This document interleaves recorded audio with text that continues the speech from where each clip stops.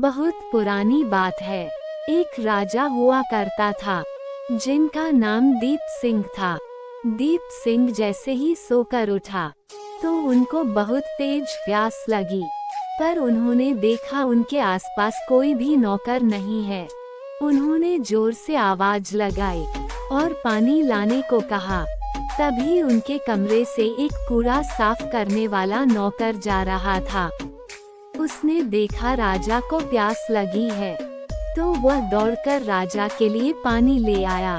राजा को ये बात बहुत बुरी लगी, पर उनको प्यास लगी थी, तो उन्होंने पानी पी लिया और उसको बाहर जाने का आदेश दिया। जब राजा के नौकर आ गए, तब राजा ने सबको डांटा और कहा, तुम लोगों का मेरी सेवा में बिल्कुल भी ध्यान नहीं है। मेरे पास पीने का पानी क्यों नहीं रखा गया? कुछ ही देर में राजा का पेट में दर्द होने लगा और उनकी तबीयत बिगड़ गई। राज्य के सबसे बड़े वैद्य को बुलाया गया और राजा का उपचार कराया गया, पर वैद्य को कुछ भी समझ में नहीं आया कि राजा क्यों बीमार हुए हैं और क्यों उनकी तबीयत बिगड़ गई है। वैद्य ने राजा को औषधि खिला दी और यह कहकर चले गए कि आप किसी ज्योतिष को दिखाइए, शायद आपको कोई और समस्या है। राजा के आदेश पर बहुत जल्द ज्योतिष को बुलाया गया। ज्योतिष ने आकर राजा से कहा, आप पर किसी मनहूस का साया पड़ गया है, इसलिए आपकी तबीयत बिगड़ गई है। राजा को तुरंत याद आया कि एक कचरा वाले नौकर ने आज पानी दिया था। राजा ने तुरंत उस कचरे वाले को मृत्युदंड का आदेश दे दिया। उस राजा के पास एक बहुत बुद्धिमान मंत्री था। जैसे ही मंत्री के पास यह आदेश पहुंचा, तो मंत्री को बहुत दुख हुआ और उन्होंने राजा को सबक सिखाने का फैसला किया। मंत्री राजा के पास पहुंचा और कहने लगा, अगर मैं आपको इससे बड़ा मनहूस दिखा दूं तो क्या आप उस नौकर की सजा माफ कर दोगे? राजा ने अकड़ में कहा, हाँ, अगर तुम मुझे उससे बड़ा मनहूस दिखा दोगे तो मैं पक्का उसकी सजा माफ कर दूंगा।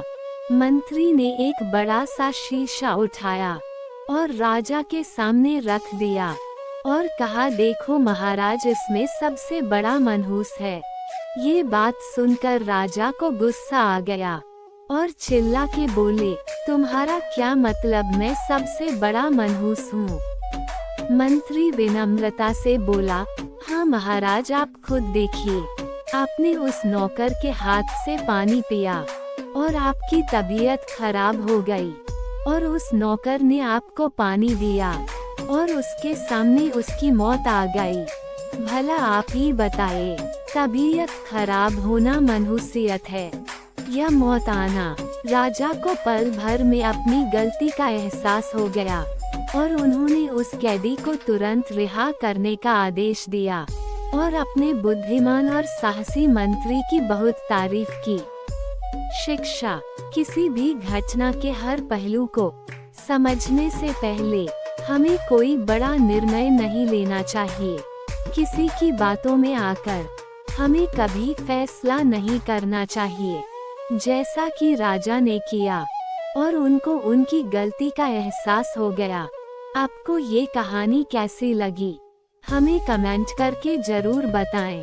इस कहानी में आपने पढ़ा है कि एक दोस्त ने अपनी बुद्धिमानी से अपने दोस्त का हृदय परिवर्तन किया और एक मंत्री ने अपनी बुद्धिमानी से एक निर्दोष की जान बचाई।